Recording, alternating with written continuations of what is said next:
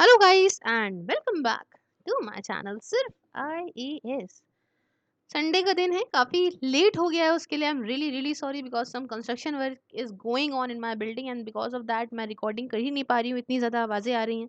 और आपके लिए भी प्रॉब्लम हो ना सुनाई पड़े, लॉन्ग टर्म कोर्स है तो क्या ही फ़ायदा। फिर भी मैंने सोचा कि मैं मॉर्निंग में जल्दी से एटलीस्ट एंथ्रोपोलॉजी तो स्टार्ट ही करूं बिकॉज ये आपका बहुत डिमांडिंग लेक्चर है। तो आइए शुरू करने से पहले चैनल को जरूर सब्सक्राइब कर लीजिएगा, बेल आइकन को प्रेस करिएगा और अपने रिव्यूज आखिरी में जरूर दीजिएगा।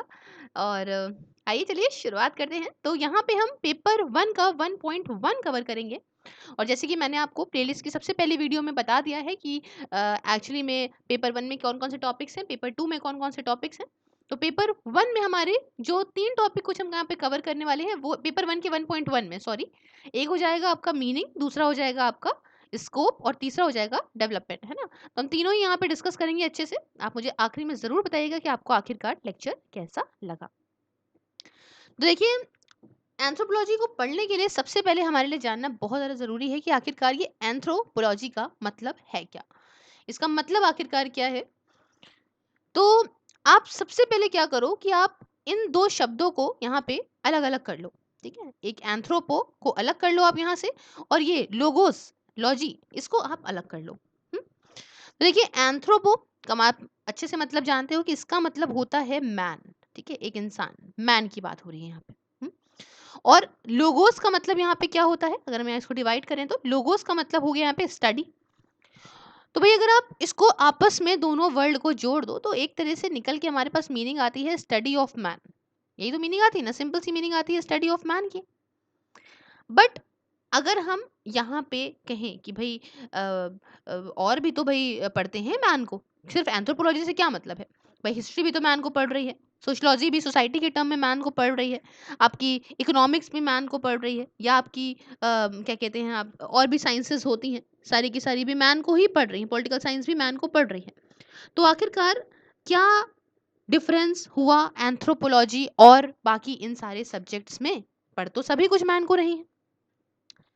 तो देखिए, अगर हम यहाँ पे बात करें, है ना, थोड़ा कंफ्यूजिंग तो हो जाएगा ना कि भाई कैसे हो सकता है बाकी सारी सोशल साइंसेस से सब कुछ मैन से पढ़ रही हैं। तो देखिए, यहाँ पे हम आपको बताएं, जैसे हिस्ट्री की अगर हम बात करें तो हिस्ट्री यहाँ पे मैन को तो पढ़ती है but with the event of past. ठीक है, उसके इतिहास को लेके पढ़ रही है। ऐसे ही अगर हम सोशियोलॉजी की बात करें तो वो ह्यूमन सोसाइटी को यहाँ पे पढ़ती है।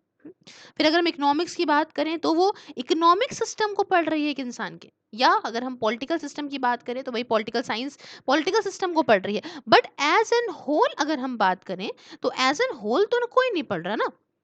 तो सेम अगर हम ये डेफिनेशन की बात करें इस एंथ्रोपोलॉजी की, तो study of man in totality, मतलब समझ रहे हो, इन टोटैलिटी, पूरी तरीके से study of man in totality in term of time and space, जैसा कि आप देख सकते हैं, है ना। तो राइट फ्रॉम द स्क्रैच ये पढ़ती है कि भाई कल्चर से, फर्स्ट कल्चर से शुरू करेंगे आखिरी तक लेकर आएंगे पूरी इन टोटैलिटी। तो भाई एंथ्रोपोलॉजी ये होती है। अब देखिए, इसको कोई आप ये नहीं कह सकते हो कि भाई कोई किसने डेफिनेशन लाई है, कि कौन एक आ गया जिस बंदे ने डेफिनेशन लेकर आई। तो ये कंफ्यूजिंग बिल्कुल नहीं है, क्योंकि यहाँ पे कोई एक बंदा डेफिनेशन इसके ले ही के नहीं आया है भाई, कई सारे ये मिल के लोग कह सकते हो आप एनोनिमस है। यहाँ पे किसी को पता नहीं है कि डेफिनेशन आखिरकार निकल के आई कहाँ से आई है। बट हाँ, ऑल्दो ये है कि भाई कई सारे लोग हैं जिनको यहाँ पे क्रेडिट दिया जाता है उनके नए नए रिसर्च के लिए, उसके बाद उनके लाई लाई डेफिनेशंस के लिए, वो हम आगे पढ़ते जाएंगे। बट उसके पहले हमारे लिए काफ़ी ज़्यादा ज़रूरी है ये बात जानना कि study of man in totality का मतलब जो मैंने आपको अभी बोल दिया, in term of time and space, तो इसमें क्या है, इसमें term of time and space में क्या है। तो आप दो चीज़ समझिएगा यहाँ पे बच्चों। अगर हम यहाँ देखें टाइम और स्पेस के टर्म में, तो यहाँ पे हम दो चीज़ों को डिवाइड करेंगे, है ना, दोनों में ही टाइम स्पेस रहेगा। पहला हम यहाँ पे लेंगे सोशियो कल्चरल एस्पेक्ट। क्या लेंगे? Socio cultural aspect. और दूसरा दूसरा हम लेंगे यहाँ पे बायोलॉजिकल एस्पेक्ट। थोड़ा सा यहाँ पे ये स्क्रीन पे नहीं है लेकिन मैं आपको समझाने की कोशिश करती हूँ। सोशियो कल्चरल एस्पेक्ट, दूसरा हो गया आपका बायोलॉजिकल एस्पेक्ट। तो अगर हम टाइम के टर्म में सबसे पहले उठाएं सोशियो कल्चरल एस्पेक्ट में, तो सोशियो कल्चरल एस्पेक्ट का मतलब सुनिए, सोशियो मतलब सोसाइटी, जब मैरिज आ गया, फैमिली आ गई, किंगशिप आ गई, इकोनॉमिक, पॉलिटिकल, रिसर्च, मतलब जो भी आया यहाँ पे, ये सब सोशियो कल्चर एस्पेक्ट्स में आता है।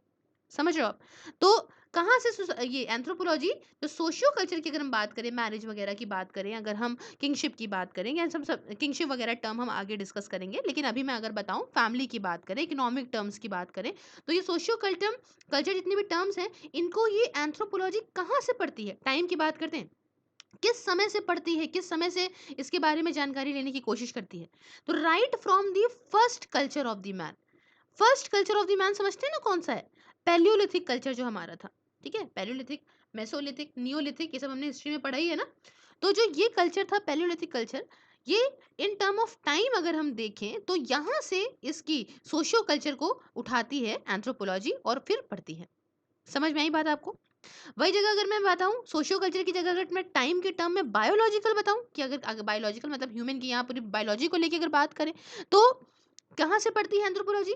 तो सीधा पढ़ेगी राइट फ्रॉम द स्क्रैच, मतलब कैसे इवोल्यूशन हुआ है एक इंसान का, एक क्रिएचर कैसे बना है, वहां से ये टाइम उठाएगी, बिल्कुल राइट फ्रॉम द स्क्रैच उठाती है ये anthropology in terms of biological aspects. अब अगर हम बात करें स्पेस के टर्म में, स्पेस के टर्म में बात करें, और अगर हम बात करें कि सोशियो कल्चर यहाँ पे एस्पेक्ट जो है इसका एंथ्रोपोलॉजी का, वो स्पेस के टर्म में क्या है, तो आप देखिए यहाँ पे आप जानते हो कि पूरे प्लैनेट में, पूरे अगर हम पूरे अर्थ की बात करें बच्चों, तो पूरे प्लैनेट में बहुत अलग अलग तरीके के आपको यहाँ पे कल्चर मिलेंगे। जरूरी नहीं है जो इंडिया का कल्चर है वही हर जगह पे फॉलो हो रहा है, ऐसा तो है नहीं भाई। यूरोप का अलग चल रहा है, ईस्ट का अलग चल रहा है, हर जगह का अलग अलग कल्चर चल रहा है। तो एंथ्रोपोलॉजी यहाँ पे different cultures of the planet को स्टडी करती है।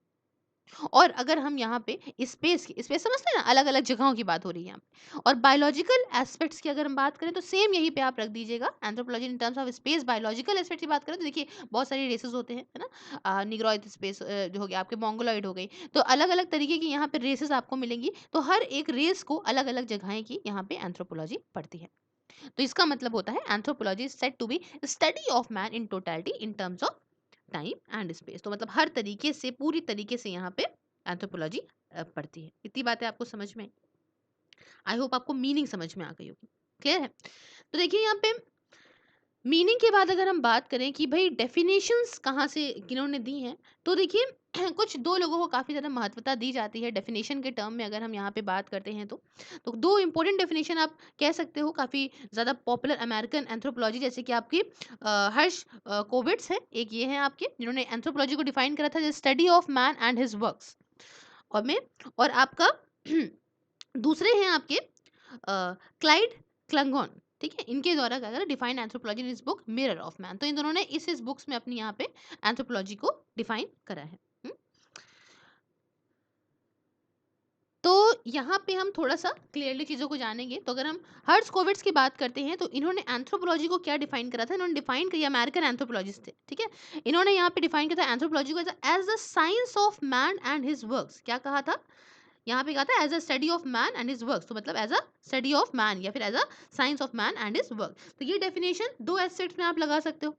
पहले एस्पेक्ट्स पे क्या लगा सकते हो कि जो एक इंसान होता है, एक जो मैन होता है, वो ये बायोलॉजिकल बीइंग है which has a place in the animal kingdom. समझ रहे हैं? इतने सारे एनिमल्स हैं हमारे यहाँ, और हमारा मैन भी एक एनिमल ही है। समझ रहे हो? मैन भी एक क्रिएचर ही है, ऐसा कुछ अलग से नहीं आया, वो भी एक एनिमल है। और दूसरी बात अगर हम यहाँ पे करें तो एंड हिज वर्क्स, अगर हम वर्क्स की बात करें तो मैन तो क्रिएचर है, ये बात तो समझ में आती है, लेकिन क्रिएटिविटी जो मैन की है एक बड़ा वर्ड है ना। मैन ने अपनी खुद की सोसाइटी बनाई है, डेवलप करा है, अपना क्रिएशन खुद का बनाया, उसने खुद के इंस्ट्रूमेंट बनाए, टूल्स बनाए, वेपन्स बनाए, आप समझ रहे हो ना। तो यहाँ पे इसलिए इसको कहते हैं study of man and his works. समझ रहे हो? मैन के बारे में पढ़ना कि भाई वो क्रिएचर है, एनिमल की तरह ही ये भी एक क्रिएचर ही है, और उसके क्या काम करे गए हैं, उसने कैसे अपनी सोसाइटी को डेवलप करा है, इन सब बारों में यहाँ पे हर्स्कोविट्स ने बात करी है, ठीक है, इनकी डेफिनेशन के अंदर।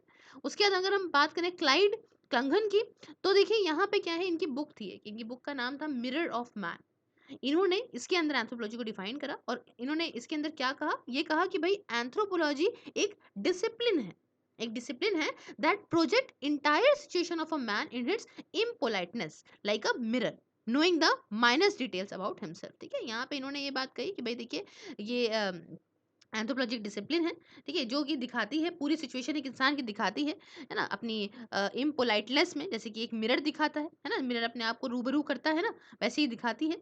और ये इस तरीके से इन्होंने यहाँ पे एंथ्रोपोलॉजी को डिफाइन करा। ठीक है? इसलिए एंथ्रोपोलॉजी एक यूनिक डिसिप्लिन है। इसकी खुद की आइडेंटिटी है, मतलब होलिस्टिक नेचर है। होलिस्टिक नेचर का मतलब समझते हैं ना? एज़ एन होल, मैंने आपको स्टार्टिंग में बताया था कि एंथ्रोपोलॉजी जो है वो एज़ एन होल पढ़ती है चीज़ों को। तो इसकी खुद की यहाँ पे एक डिसिप्लिन है, एज़ एन होल चीज़ों को पढ़ती है। लेकिन अगर हम वही जगह मैंने पीछे आपको बताया कि बाकी सारी सोशल साइंसेज़ को अगर मैं आपको समझाऊँ, तो बाकी सारी सोशल साइंसेज़ बच्चे जो होती हैं वो एक साथ अलग-अलग फ़ील्ड को मतलब एक साथ सारी चीज़ों को नहीं पढ़ती, अपनी-अपनी फ़ील्ड को पढ़ती है। हिस्ट्री अपनी फ़ील्ड को पढ़ रही है, पॉलिटिकल साइंस अपनी फ़ील्ड को पढ़ रही है, लेकिन as an whole, holistic manner में सिर्फ़ और सिर्फ़ एंथ्रोपोलॉजी पढ़ती है। तो इतनी बात आई होप आपको मीनिंग के अंदर तो समझ में आ गई होगी। आगे बढ़ते हुए यहाँ पे कंक्लूजन हमने आपको दिया कि एंथ्रोपोलॉजी का क्या सीन है। देखिए यहाँ पूरी हर चीज़ लिखेंगे आप। यहाँ पे एक चीज़ समझिएगा कि कोई भी मेंस में अगर आपका टॉपिक आता है ना? तो टॉपिक जो भी आता है you have to write from the like कि पहले आपने इंट्रोडक्शन दिया उसका, फिर आपने बॉडी लिखी, फिर आपने कंक्लूजन लिखा, so that you get the maximum benefit in the answers. ठीक है? तो आप क्या लिखोगे? आप इसकी एक डेफिनेशन डालोगे कि as an whole anthropology as an whole पढ़ती है चीज़ों को, है ना? मीनिंग में आप यही डालोगे। फिर 2 आपके लोग हैं, काफ़ी रिनाउंस अमेरिकन एंथ्रोपोलॉजिस्ट हैं, इन्होंने ये सारी चीज़ें यहाँ पे अपनी डेफिनेशन दी, किस-किस बुक में दी, वो आप याद रखिएगा। और बॉडी में क्या है कि भई एंथ्रोपोलॉजी एज़ एन होल पढ़ती है, बाकी सारी साइंसेज़ को मिला के अगर हम बात करें, तो बाकी साइंसेज़ जो हैं, वो अपनी-अपनी फील्ड में पढ़ती हैं, बट एंथ्रो जो है, वो सब में एक साथ पढ़ती है। तो ये हमने यहाँ पे कंक्लूजन में चीज़ों को कवर कर लेना है। क्लियर हो गई बात आपको इतनी? आगे बढ़ा जाए। आगे बढ़ के बात करेंगे अब हम कल्चरल रिलेटिविज्म की। तो देखिए इसमें ये स्कोप्स के अंदर आता है, ठीक है? अब ये सेकंड टॉपिक स्टार्ट हो गया। अब स्कोप्स ऑफ एंथ्रोपोलॉजी। तो स्कोप्स ऑफ एंथ्रोपोलॉजी में यहाँ पे आते हैं कुछ आपको देखने को मिलेंगे कुछ 4 चीज़ें। पहली जो आपको मिलेगा वो आपको मिलेगा ये कल्चरल रिलेटिविज्म, जिसके बारे में हम बात करेंगे। दूसरा होता है होलिज्म, जिसके बारे में हम बात करेंगे। तीसरा होगा आपका फेस टू फेस स्टडी, उसके बारे में भी हम बात करेंगे। और चौथा होगा स्कोप के अंदर, वो होता है कंपैरेटिव मेथड एंड जनरल। इतनी बात समझ में आई? Generalisation, comparative method and generalisation. तो इन सबको हम यहाँ पे एक-एक करके चलिए आइए डिस्कस करते हैं। तो सबसे पहले जो हम देखेंगे वो देखेंगे कल्चरल रिलेटिविज्म के बारे में। तो अब देखो भाई, 1 सेकंड सॉरी। तो देखिए कल्चरल रिलेटिविज्म का मतलब क्या होता है कि studying someone culture, listen, studying someone culture according to their self. अभी समझिएगा, इस चीज़ को हम बहुत ही क्लियरली बताते हैं। भाई एंथ्रोपोलॉजी से जब अक्सर इंटरव्यूज में पूछा जाता है ना लोगों से कि आपने एंथ्रो से क्या सीखा, तो they use to answer just one thing, that is ethnocentrism. Most of them, ऐसा नहीं है कि बस एक ही चीज सीखते हैं, but ethnocentrism is a world which is like कि काफ़ी ज़्यादा इम्पोर्टेंट है और हमारे आपके अंदर सबके अंदर होता है। इवन जो एंथ्रोपोलॉजिस्ट होते हैं, जो अ, खुद में भई पढ़ाते हैं और इतनी स्टडी करते हैं, वो भी उनके अंदर भी होता है। अब आप कहोगे मैम ये जो एथनोसेंट्रिज्म है आखिरकार इसका मतलब क्या है? तो देखिए एथनोसेंट्रिज्म का मतलब होता है कि my culture is the superior one. अभी आप कहीं पे जाओ, ठीक है? अब आप कहीं पे जाओ और आप कहो सपोज़ आप एक हिंदू हैं, ठीक है? तो अभी आप गए, आप किसी मुस्लिम से मिले किसी बाहर कंट्री के, I am just giving you this example. आपने उनसे कहा कि अरे भई ये तो मांस खाता है। आप एकदम शुद्ध शाकाहारी हिंदू हैं। अरे नहीं हमारे यहाँ तो नहीं खाया जाता, हमारे यहाँ तो बिल्कुल बहुत ही ज़्यादा अच्छा है। ये लोग देखिए मांस खा रहे हैं। मिडल ईस्ट में सपोज़ गए आप और आपने कहा अरे ये तो कितना मांस खाते हैं, बाप रे! इतने मासूम जानवरों को मार दिया, ऐसा कुछ। And my culture is the best one. ऐसे वो भी सोच रहे हैं कि अरे भाई इसमें क्या है, my culture is the best one, है ना? वेस्ट वाले के क्यों इतना ज़्यादा इन्होंने प्रॉब्लम कर दी थी हमारे इंडियंस पे या अफ्रीकन पे, क्यों उन्होंने कहा कि my culture is the best one. और उन्होंने ये क्या कहा था कि भाई Indians are the white man's burden, उनकी अक्ल नहीं है, मेरा कल्चर सुपीरियर है। तो everybody has this thing in their mind कि हमारा कल्चर सबसे सुपीरियर है।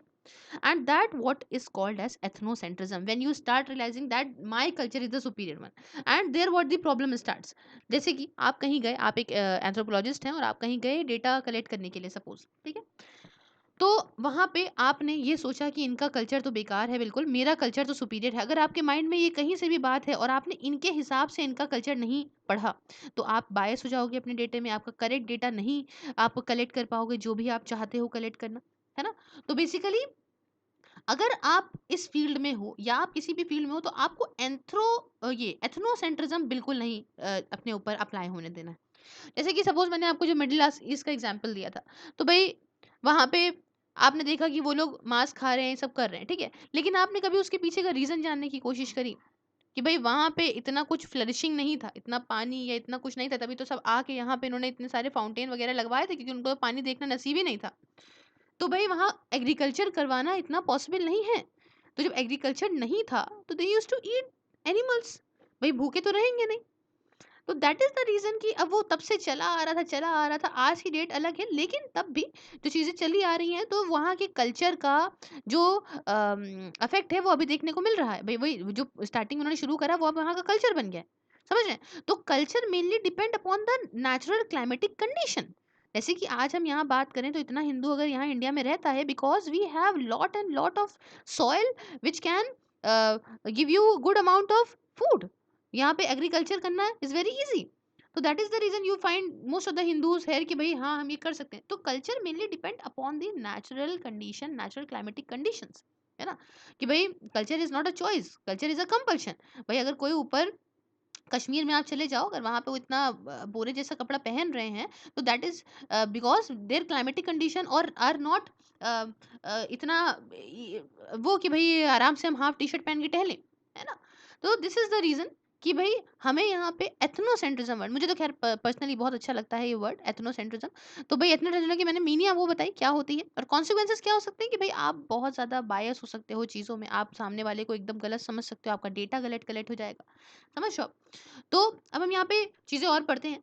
देखिए कल्चरल रिलेटिविज्म क्या होता है, ये एक एंथ्रोपोलॉजी में आप समझ रहे हो ना, मैंने आपको बताया ना कि ऐसे एथनोसेंट्रिज्म से हटा के यहाँ पे मतलब बायस हुए बिना एक डेटा कलेक्ट करना जो कि बंदे का जो कल्चर है, right from you have to collect data according to them self कि भाई उन्होंने क्या किस तरीके से करा है, उनके हिसाब से आपको डेटा लेना है, ठीक है? अपने हिसाब से नहीं कि आप क्या सोच रहे हो, वो ऐसा क्यों कर रहे हैं, इसलिए आपको उनका डेटा उनके हिसाब से कलेक्ट करना है, समझ रहे हो आप? तो ऐसा है। ये जो प्रिंसिपल है इसको कौन लेके आए थे, तो देखिए यहाँ पे फ्रांस बोआस, एक बहुत ही पॉपुलर नाम है फ्रांस बोआस, इसको याद रखिएगा। तो ये प्रिंसिपल एडवोकेट करा गया था फ्रांस बोआस के द्वारा, है ना? इन्होंने कई सारे वाइटल पर्पस के लिए यूज करा है। अब मैंने आपको बताया ना कल्चरल, अब हम यहाँ पे थोड़ा और क्लियरली डिस्कस करेंगे कल्चर और इन्वायरमेंट का जो रिलेशनशिप है। मैंने आपको बताया ना कल्चर काफी ज्यादा डिपेंड करता है इन्वायरमेंट पे।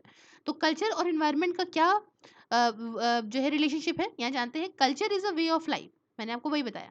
यहाँ बहुत सारे स्कॉलर्स आपको मिलेंगे, ठीक है, मैंने आपको पहले ये पढ़ाए हैं दो स्कॉलर्स, जैसे कि आपके एक आपके हर्स्कोविट्स थे, एक आपके मेलन स्नोफी थे, है ना? काफी मेंशन करेंगे। इनके हिसाब से क्या है कि पुराना कल्चर जो था मैन मेड का, वो इन्वायरमेंट के थ्रू था, है ना? चाहे वो फिजिकल हो चाहे वो सोशल हो।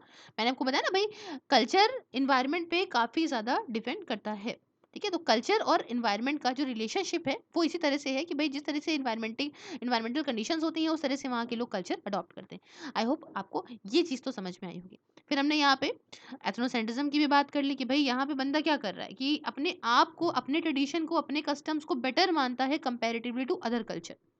इतनी बात समझ में आ रही है? तो मीनिंग ये है। और कॉन्सिक्वेंसेस मैंने आपको बताया कि भाई क्या दिक्कतें आ सकती हैं इसकी वजह से। दिक्कतें तो यही है कि भाई आपका डेटा अच्छा नहीं कलेक्ट होगा, आप बायस हो जाओगे चीज़ों में लेके, तो ऐसा कुछ। उसके बाद हम बात करेंगे यहाँ पे कल्चरल रिलेटिविज्म की, है ना? मेन अगर हम इसकी बात करें तो ये आप समझो इक्वली वैलिड चीज़ों को लेके चलता है। हर एक कल्चर को आप अपनी जगह पे सम्मान दीजिए, ठीक है? और उसके बाद किसी भी पार्ट ऑफ द वर्ल्ड में आप जाइए, अगर आप कुछ भी कर रहे हैं, किसी को जज मत करिए कि भैया आप ऐसा कर रहे हैं तो वो सामने वाला भी ऐसा करे। दिस इज समथिंग कि वो नहीं हो सकता। आपके कल्चर के हिसाब से जो चीज़ें सही हैं, ज़रूरी नहीं है कि वो सारे कल्चर के हिसाब से वही चीज़ें सही हों, ठीक है? तो अगर आपको यहाँ पे पढ़ना है किसी चीज़ को तो पर्सपेक्टिव उनके पर्सपेक्टिव से आपको पढ़ना पड़ेगा, है ना? You have to study things according to their perspective, not of yours, ठीक है? You have to analyse things, why they are behaving like this, why they are wearing the things, why they are following that culture. You have to go in deep and find कि why what is the reason behind it they are following that culture, ठीक है? तो you don't have to judge anybody like this. Fine. So this is called as cultural relativism. So I have explained you meaning. Fine. Now come the cultural relativism and the Franz Boas. I told you that the Franz Boas have advocated all these terms. तो France Boaz और cultural relativism की अगर मैं बात करूं तो ये एक अमेरिकन, जो फ्रांस बोआस थे कौन थे पहले ये जान लेते हैं। ये एक अमेरिकन एंथ्रोपोलॉजिस्ट थे, है ना, was opposed to ethnocentrism and arrived at the proposition of cultural relativism. इन्होंने ही यहाँ पे करा, इन्होंने यहाँ पे अपोजिशन दिखाया एथनोसेंट्रिज्म को, ठीक है, इन्होंने इसके खिलाफ थे कि ये आप नहीं करोगे। एंथ्रोपोलॉजी में अगर आप एथनोसेंट्रिज्म को लेकर आओगे तो आप हमेशा ही जो है वो डेटा कलेक्ट करने में अच्छा डेटा कलेक्ट करने में बहुत ज़्यादा सक्सेसफुल नहीं हो पाओगे, ठीक है। तो इन्होंने ये बात कल्चर रिलेटिविज्म का कॉन्सेप्ट लेकर आए। और इनके वक्त की बात है, मैं आपको बताऊं इनके टाइम पे क्या था कि जो लोग थे वो अपने आप को वाइट पीपल काफ़ी ज़्यादा सुपीरियर मानते थे, जो कि आपने मॉडर्न हिस्ट्री में पढ़ा है भाई, इंडियंस को भी तो उन्होंने यही बोला था वाइट मैन बर्डन। तो भाई इनके टाइम पे क्या था कि वाइट पीपल जो थे वो अपने आप को सुपीरियर मानते थे कलर्ड पीपल के कंपैरिजन में। और यहाँ पे इन्होंने कहा भाई ऐसा थोड़ी ना होता है। तो फ्रांस बर्च ने अपना एक कॉन्सेप्ट को यूज किया था कल्चर रिलेटिविज्म का, ताकि ये सोशल इवल जो बढ़ रहा है इतना ज्यादा वो उससे थोड़ा आउट बाहर निकाल सकें चीजों को। उसके बाद हम बात करें अगर हम इम्पोर्टेंस क्या है, सिग्निफिकेंस क्या होती है, तो आप इतनी देर में तो सिग्निफिकेंस तो समझ ही गए होंगे कि इससे पहली चीज तो पीस एंड प्रॉस्पेरिटी काफी बढ़ेगी। कैसे बढ़ेगी पीस एंड प्रॉस्पेरिटी बच्चों? तो देखो भाई, अगर आप बैठे हो और सामने वाला कोई बैठा है, ठीक है, अगर आप उसको अपने से छोटा नहीं मानोगे या आप अपने आप को बड़ा महान और बहुत ज्यादा आपका कल्चर बहुत ही ऊपर है, अगर इस चीज को नहीं मानोगे और सोचोगे ठीक है ये बंदा अपने हिसाब से चीजें कर रहा है, मैं अपने हिसाब से चीजें कर रहा हूँ, तो यहाँ पे पहली चीज तो पूरे वर्ल्ड में कोई मतभेद होगा ही नहीं, है ना। अब उन्होंने अगर यहाँ पे ब्रिटिशर्स ने हम पे इतना दबाव बना दिया, क्यों बना दिया? Because they used to think that they are superior and we are illiterate. ऐसा ही तो सोचते थे ना कि भाई इंडियंस के पास तो कुछ भी नहीं है, वी आर द बेस्ट। तो अगर इस वजह से इन्होंने इतना दबाव बनाया और इतनी ज्यादा प्रॉब्लम्स क्रिएट हो गई, अगर यहाँ पे बहुत ही प्यार से सबको एक जैसे लेके चला जाता तो शायद पूरे वर्ल्ड में कोई कॉलोनी होती भी ना, अगर कोई किसी पे राज कर भी रहा होता ना, तो भी बहुत ही शांति से राज हो रहा होता, बहुत ही प्यार से लोग रह रहे होते। क्योंकि देखिए आज भी आप हैं तो किसी के रूल के अंदर ही ना, तो रूल तो एक रूलर तो चाहिए होता है। बट प्रॉब्लम कहाँ अराइज हो रही थी? प्रॉब्लम अराइज हो रही थी कि जो रूलर्स थे वो लोगों को बिल्कुल एक्सप्लॉइट करने लगे थे, because they used to think that they are superior. समझ रहे हो आप? तो इसलिए अगर यहाँ पे कल्चर रिलेटिविज्म होगा, उनके हिसाब से हम लोग सबके कल्चर के हिसाब से सबको पढ़ेंगे, तो यहाँ पे ग्लोबल पीस और प्रॉस्पेरिटी भी बढ़ेगी।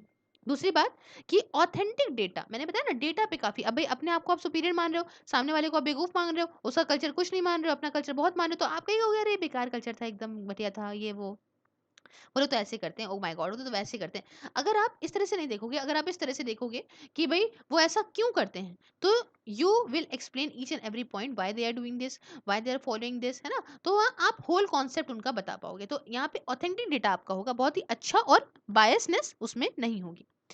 इतनी बात आपको कल्चरल रिलेटिविज्म के फील्ड में समझ में आई होगी आई थिंक। फिर हम यहाँ पे कंक्लूजन पे आते हैं। तो कल्चरलिज्म भाई आप सारा कंक्लूड करोगे कि भाई यहाँ पे कल्चरलिज्म एक यूनिवर्सल वैल्यू है ना, हमको बताता है कि किस तरह से कल्चर को आप दूसरों को देख सकते हो, पढ़ सकते हो, है ना। तो हर एक तरीके से बिना बायसनेस के पढ़ सकते हो, तो काफ़ी ज़्यादा इसकी इम्प्लीकेशंस हो जाती हैं एंथ्रोपोलॉजी के अंदर। क्लियर है? तो अब नेक्स्ट जो आएगा वो स्कोप के अंदर वो आएगा फेज टू फेज स्टडी। तो देखिए फेज टू फेज स्टडी में क्या होता क्या है ना, कल्चरल रिलेटिविज्म तो हमने देखा। फेस टू फेस स्टडी जो है ये डेवलप करा गया था आपका फ्रांस बोआस के द्वारा और मेलिन नाउस्की के द्वारा। ये बात कुछ 1920 की है जब ये करा गया था। इनकी बुक में, इनकी बुक का नाम था एग्रोनॉट्स ऑफ वेस्टर्न पैसिफिक। क्या नाम था? एग्रोनॉट्स ऑफ वेस्टर्न पैसिफिक। अब ये यहाँ पे PAS है थोड़ा सा, तो एग्रोनॉट्स ऑफ वेस्टर्न पैसिफिक। तो देखिए मेलिन नॉस्की ने पूरी तरह से बताया है ना फेस टू फेस स्टडी के बारे में कि किस तरीके से अगर आप किसी से सामने बात कर रहे हो, सामने से आप स्टडी कर रहे हो, तो आप उसकी लैंग्वेज, उनका बिहेवियर, है ना, ज़्यादा कायदे से समझ सकते हो, है ना। अगर आप अच्छे से, आपको उनके कल्चर और कल्चर पैटर्न के बारे में अच्छे से जानना है, तो you have to go in front of them and read the and get the data face to face. Fine, because उससे आप ज़्यादा से ज़्यादा ऑब्जर्व कर पाओगे। तो ये जो मेथड है कलेक्ट करने का डेटा, ये आपको कहीं और नहीं मिलेगा, किसी और डिसिप्लिन में मिलेगा सोशल साइंस की, ठीक है, including sociology. The kind of methodology of data collection is found nowhere else in any discipline of social sciences including sociology also। ठीक है, इसलिए ये आप कह सकते हो सबसे ज़्यादा साइंटिफिक, सबसे ज़्यादा ऑथेंटिकेट मेथड है अगर आपको किसी भी कल्चर का सोशियो कल्चर डेटा आपको कलेक्ट करना है एंथ्रोपोलॉजी के अंदर। समझ रहे हो आप? तो एक नया फीचर है और ये एंथ्रोपोलॉजी के अंदर, और आप भी समझ सकते हो अगर किसी से सामने से हम कलेक्ट करेंगे तो you can observe them most, you can get the most authentic data. तो second scope of this. Now come to the third one is holism. तो यहाँ पे दो कॉन्सेप्ट आपको समझ में आएंगे। The first will be holism and atomism. ठीक है, तो अटोमिज्म का मतलब समझते हो, होलिज्म का मतलब समझते हो? Holism means as an whole.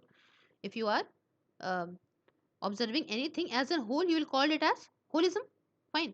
and उसके अंदर अगर आप पार्ट में कुछ एक सपोज करो आप इसका एक पार्ट पढ़ रहे हो तो you will call it as atomism. समझ रहे हो ना? होलिज्म एक कॉम्प्रिहेंसिव स्टडी हो गई है ना, और अटोमिज्म की बात करें तो एक पार्ट स्टडी हो गई, इसकी पार्ट की स्टडी हो गई। तो एंथ्रोपोलॉजी हर एक एस्पेक्ट पढ़ती है, जैसे कि मैंने आपको स्टार्टिंग से ही बताया है ना, हर एक एस्पेक्ट पढ़ती है, हर एक सोशल साइंस के को लेके यहाँ पे चलती है, इस वजह से ही तो ये इतनी यूनिक है। तो देखिए एटॉमिज्म को अगर हम यहाँ बात करें तो यहाँ पे हो गया एक एलिमेंट हमने पढ़ा, ये इतना कुछ है यहाँ पे पढ़ने के लिए, अब इसमें बहुत सारे एलिमेंट्स आपको नजर आ रहे हैं, लेकिन इसमें से हमने एक कोई पर्टिकुलर पार्ट के बारे में अच्छे से पढ़ा, एक पर्टिकुलर स्टडी के पार्ट की स्टडी करी, है ना। तो ये आप समझो हर एक सोशल साइंस इसको, हर एक जो सोशल साइंस इसको अडॉप्ट करती है एंथ्रोपोलॉजी को छोड़ के। अब मान लो जो मैंने क्या पीछे बताया था ना आपको कि अगर सोशियोलॉजी है तो वो सोसाइटी के टर्म में पढ़ रही है, पॉलिटिकल साइंस है तो पॉलिटी के टर्म में पढ़ रही है ना, इकोनॉमिक्स है तो इकोनॉमिकल टर्म में पढ़ रही है ना। तो यहाँ पे ये वाली चीज़ें, हिस्ट्री है तो पास्ट के टर्म में पढ़ रही है ना। तो ये चीज़ें यहाँ पे डिफरेंट आ जाती हैं। तो अब ऐसे समझ लो कि थाली में खाना रखा हुआ है और खाने में रोटी है, दाल है, सब्जी है, अचार है, पापड़ है, सलाद है। तो आप ये एज एन पूरा पढ़ रही है यहाँ पे एंथ्रो, और अगर दाल की सिर्फ कटोरी उठा ली और दाल की कटोरी को देखने लगी क्या पड़ा है, क्यों पड़ा है, कैसे पड़ा है, तो ये हो गया अटोमिज्म। ठीक है, और ये पूरा हो गया होलिज्म जो बाकी साइंसेस नहीं करते। क्लियर है? होलिज्म का कॉन्सेप्ट भी इसी के साथ आपको समझ में आ गया होगा। टोटलिटी का मतलब समझते हो ना? टोटलिटी का मतलब ही सिंपली होता है, मैंने जो स्टार्टिंग में बताया, इन terms of space and time, मैंने आपको कायदे से पढ़ाया है। ठीक है, स्पेस में आपका फिजिकल हो, बायोलॉजिकल हो, कायदे से एवोल्यूशन कैसे हुआ, क्या नहीं हुआ, पूरी तरीके से यहाँ पढ़ते हैं। तो अच्छा, अब बात आया होगा कि भाई रेलिवेंस क्या है, क्या इंपॉर्टेंस होती है, होलिज्म से क्या फायदा मिल जाता है। तो होलिज्म आप समझते हो पूरी तरीके से ओवरऑल अंडरस्टैंडिंग देगा, सबसे पहली बात तो ह्यूमन सोसाइटी की, कि अगर ह्यूमन है तो भाई वो सोसाइटल फॉर्म में क्या बिहेव करता है, पॉलिटिकल में क्या कर रहा है, पास्ट वो आया कहाँ से, ठीक है, इकोनॉमिकली वो कैसा है। तो ह्यूमन बिहेवियर हर एक इंसान के लिए कैसा है ना, एक यूनिवर्सल लॉ बनने को फायदा होगा यहाँ पे। मतलब अगर आप किसी एक इंसान के बारे में हर एक तरह से वो कैसा बिहेव करता है अगर आप पढ़ोगे तो you can make the universal law for all the human beings. समझ रहे हो ना?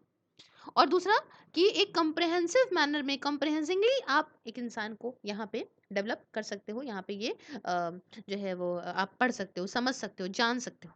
समझ रहे हो आप? तो इसकी वजह से, एक होलिज्म की वजह से एंथ्रोपोलॉजी काफी यूनिक कॉन्सेप्ट बन जाता है हमारे यहाँ पे साइंस में, सोशल साइंस में। क्लियर है?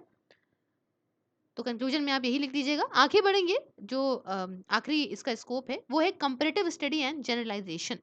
तो देखिए कंपैरेटिव स्टडी हम कायदे से समझती है ये। अब समझिए यहाँ पे कंपैरेटिव स्टडी का मतलब समझते हो, कंपैरिजन करते हैं यहाँ पे एक या एक से ज़्यादा लेक्चर्स के बीच में, पहले जानते समझते हैं। तो जैसे यहाँ पे आप समझिए, यहाँ पे कल्चर ए है, बी है, सी है, डी है ना। इस समय अगर मैं आपको बताऊँ तो कहीं पे मोनोगमी फॉलो हो रही है, मतलब एक आदमी और एक औरत की शादी हो रही, कहीं पे पॉलीएंड्री फॉलो हो रही है ना। मतलब यहाँ पे खूब सारी औरतें हैं और सपोज करिए औरत, इससे हम यहाँ करते हैं, इससे आदमी को मार्क करते हैं। तो यहाँ पे क्या होगा कि आदमी ज़्यादा है औरत कम है, पॉलीगायनी हो गया, फिर यहाँ पे औरतें ज़्यादा हैं आदमी कम है।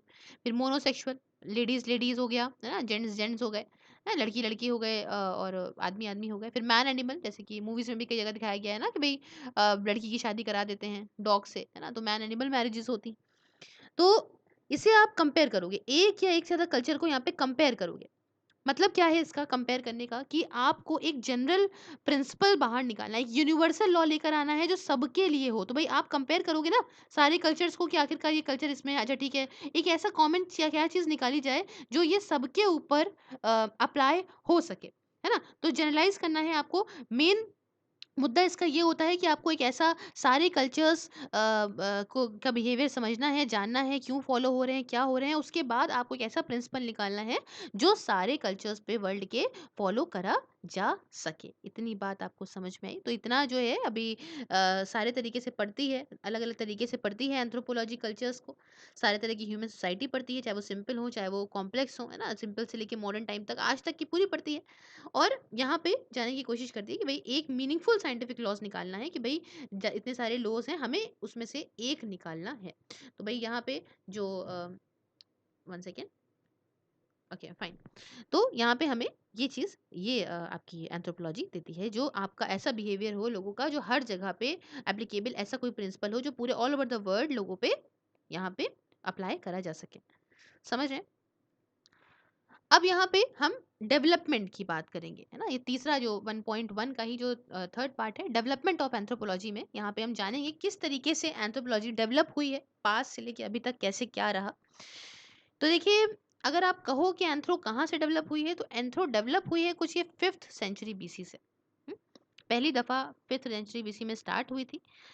मिडल में 19th सेंचुरी के मिडल में अगर आप कहो तो यहाँ पे डेफिनेशन आना शुरू हो गई, है ना? कई सारे स्कॉलर ने कहा कि भई एंथ्रोपोलॉजी जो है वो चाइल्ड ऑफ डार्विनिज़्म है। क्यों कहा गया? क्योंकि पर्टिकुलरली डार्विनिज़्म यहाँ पे 1859 से मामला शुरू हुआ था ना। जो लेकिन इसलिए भई कहा गया कि भई एंथ्रोपोलॉजी जो है वो चाइल्ड ऑफ डार्विनिज़्म है।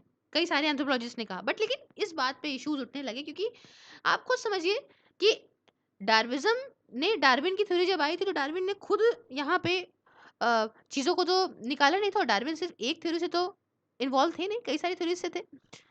और इन्होंने भी पास का डेटा लिया, बस एक फॉर्मलाइज़ मैनर में कर दिया। इनफॉर्मल बिगिनिंग तो बहुत पहले ही हो चुकी थी ना, तो कैसे कह सकते हो कि आप चाइल्ड ऑफ डार्विनिज़्म हैं?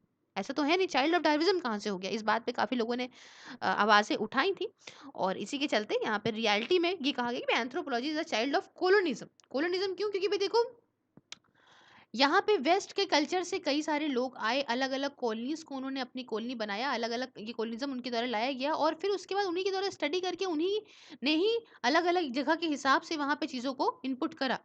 तो इस वजह से अगर मैं बात करूँ कि एंथ्रोपोलॉजी रियलिटी में क्या है, तो रियलिटी में ये चाइल्ड ऑफ कोलोनिज़्म है, ना कि चाइल्ड ऑफ डार्विनिज़्म। बिकॉज़ डार्विन की थ्योरी भी पुरानी कुछ इन्फॉर्मल चीज़ों से ही इंस्पायर्ड है। उन्होंने खुद यहाँ पे अपने आप से इस कॉन्सेप्ट को डेवलप नहीं करा था। ठीक है? तो आइए थोड़ा क्लियरली चीज़ों को समझते हैं। तो देखिए यहाँ पे क्या है कि भई एंथ्रोपोलॉजी जो है इसकी बिगिनिंग पहली बार 5th सेंचुरी बीसी में हुई थी। पहले ग्रीक फिलॉसफर जो थे इसके बारे में इन्होंने बात करी थी, वो थे एरिस्टोटल। एरिस्टोटल, है ना? और ये कह सकते हैं इन्होंने ये टर्म लाइन एंथ्रोपोलॉजी की कॉइन करी होगी, तो एरिस्टोटल तो काफ़ी फेमस इंसान है, आपको पता ही होगा। अब देखिए यहाँ पे हमने पढ़ा ही है ना हिस्ट्री में, आपको पता ही होगा, का मतलब ये नहीं है कि आप बिल्कुल बचपन से पढ़ के आए, अभी हमने आपने हिस्ट्री पढ़ी होगी, है ना? मॉडर्न इंडियन और आपका ये एशियंट वाली, तो आपने एशियंट के बारे में पढ़ा ही होगा, अरिस्टोटल के बारे में। तो अब देखिए यहाँ पे आगे बढ़ते हैं, कुछ चीज़ें और जानते हैं यहाँ पे कि भई अनसिस्टेमैटिक बिगिनिंग, ये इनफॉर्मल बिगिनिंग में ही देखिए तो एंथ्रोपोलॉजी 5th सेंचुरी बीसी से स्टार्ट हुई। आपका पहले ग्रीक फिलॉसफर जिन्होंने बात करी वो अरिस्टोटल थे और एरिस्टोटल को ही यहाँ पे फादर ऑफ एंथ्रोपोलॉजी भी बोला जाता है। किसको बोला जाता है? एरिस्टोटल को फादर ऑफ एंथ्रोपोलॉजी बोला जाता है। हालाँकि हेट्रोडोटस, आपने देखा हेरोडोटस, हेरोडोटस ये आप जानते हैं ना, हिस्ट्री हिस्ट्री से रिलेटेड है, फादर ऑफ हिस्ट्री। यहाँ पे हेरोडोटस जो है इन्हें कहा जाता है कि ये टर्म इन्होंने एंथ्रोपोलॉजी का टर्म हेरोडोटस ने निकाला है ना? मैंने आपको ऊपर बताया वो चीज़ नहीं है यहाँ पे। जो मेन कहा जाता है वो कहा जाता है हेरोडोटस को यहाँ पे इसका क्रेडिट दिया जाता है। तो भाई ये सब चीज़ें तो चलती रहीं, काफ़ी कुछ आता रहा, जाता रहा और नई-नई कहानियाँ आती रहीं। बट मेन जो फॉर्मल जो सिस्टमैटिक बिगिनिंग आप कह सकते हो कहाँ से शुरू हुई है बच्चों, तो ये शुरू हुई है आपकी कुछ अभी ही क्या कहते हैं, आप कह सकते हो कि 16th सेंचुरी या 17th सेंचुरी से यहाँ पे चीज़ें शुरू हुई हैं और अभी 150 साल पुरानी ही बात है ये, ऐसा कुछ हुआ है। तो 17-18 सेंचुरी में सोशियोलॉजिस्ट आने लगे, दूसरे स्कॉलर्स बात करने लगे सोशल एंथ्रोपोलॉजी की, जैसे कि आपका हर्बर्ट वगैरह, स्पेंसर वगैरह, ऑगस्ट वगैरह, है ना? तो कई सारे इन्होंने बात करी कि कैसे, लेकिन यहाँ पे 19th सेंचुरी आते-आते चीज़ें और डेवलप होने लगी, है ना? जब डार्विन की थ्योरी आई है ये, इसके बाद चीज़ें और ज़्यादा डेवलप होने लगी। तो यहाँ पे कहने का मेन मकसद मेरा मतलब यही है कि भई यहाँ पे डार्विन के बाद से चीज़ें थोड़ी-सी फॉर्मल होने लग गई और ये चाइल्ड ऑफ डार्विनिज़्म कई सारे लोगों ने कहा, बट ऐसा है नहीं। रियलिटी में अगर मैं तो चाइल्ड ऑफ कोलोनिज़्म है, बिकॉज़ कॉलोनीज़ ना बनती अगर अलग-अलग जगह पे, तो इतना मुश्किल हो जाता हर एक रेस को पढ़ना, हर एक बिहेवियर को पढ़ना। तो ऐसी कुछ बातें। अब अगर हम फ्रॉम 1859 जब से ये डार्विन की थ्योरी का मामला आया था, उससे 1930s की बात करें, तो मेनली जो थ्योरेटिकल स्टडीज़ हैं वो ट्राइबल स्टडीज पे बेस है। देखिए यहाँ पे समझिएगा, स्टार्टिंग में क्या था, 1859 से लेके 1930 तक मेनली उस समय के जो एंथ्रोपोलॉजिस्ट थे उन्होंने ट्राइबल्स को ही पढ़ा। मॉडर्न साइंसेस, मॉडर्न जो लोग थे उनको इतना नहीं पढ़ा, उन्होंने ट्राइबल सोसाइटी पे ही उनका मेन फोकस रहता था। 1930s के बाद क्या हुआ कि एंथ्रोपोलॉजी ने अर्बन सोसाइटीज को पढ़ना शुरू करा, है ना, जो ये मॉडर्न तरीके से लोग रहते हैं उनको पढ़ना शुरू करा। और यहाँ पे रॉबर्ट रेड फुल्स, जो Chicago, I am so sorry for the correction, यहाँ पे रॉबर्ट रेड फर्स्ट नहीं है, रॉबर्ट रेड क्लिफ है ना, तो रॉबर्ट रेड क्लिफ जो है ये शिकागो यूनिवर्सिटी के, इनके अंडर यहाँ पे एंथ्रोपोलॉजी की जो अर्बन सोसाइटीज की स्टडी थी उसे यहाँ पे जो है शुरुआत करी गई इसकी 1930s के बाद। तो अब ये हमारा 1.1 यहाँ पे कंप्लीट हो जाता है। कंक्लूजन में बस आपको यही लिखना है कि भाई यहाँ पे बहुत सारी चीज़ें कही गई, डार्विन की थ्योरी आई, पहले इनफॉर्मल बिगनिंग थी, फिर धीमे धीमे धीमे धीमे करते हुए अभी फिलहाल की अगर हम बात करें तो रॉबर्ट रेडक्लिफ ने यहाँ पे चीज़ों को और मैनेज करा अच्छे से, है ना। तो कई सारे यहाँ पे कह सकते हो कि कई सारे स्कॉलर्स ने चीज़ें देखी हैं, जानी हैं, है ना। उसके बाद यहाँ पे फाइनली अब हम जो पढ़ते हैं वो सिस्टमैटिकली इसको पढ़ रहे हैं। तो अब ये हमारा 1.1 कंप्लीट होता है, यही के 1.2 हम कवर करेंगे इसके नेक्स्ट लेक्चर में। अगर आपको वीडियो अच्छा लगा हो तो प्लीज़ लाइक शेयर सब्सक्राइब तो बनता है बॉस, और ज्वाइन बटन प्रेस करके आप मुझे सपोर्ट कर सकते हैं, आप अपने लिए पर्क्स ले सकते हैं। बाकी अपना प्यारा व्यू कमेंट बॉक्स में ज़रूर छोड़िएगा कि आपको लेक्चर लगा कैसा। और फेसबुक, इंस्टा, आपका ट्विटर और आपका टेलीग्राम, कहीं पे भी आप मुझे फॉलो करना चाहते हो तो प्लीज़ फॉलो कर लो। इंस्टा पे फॉलो कर लोगे तो I can reply your messages also. Thank you so much for discussion. Have a wonderful day ahead. Take care.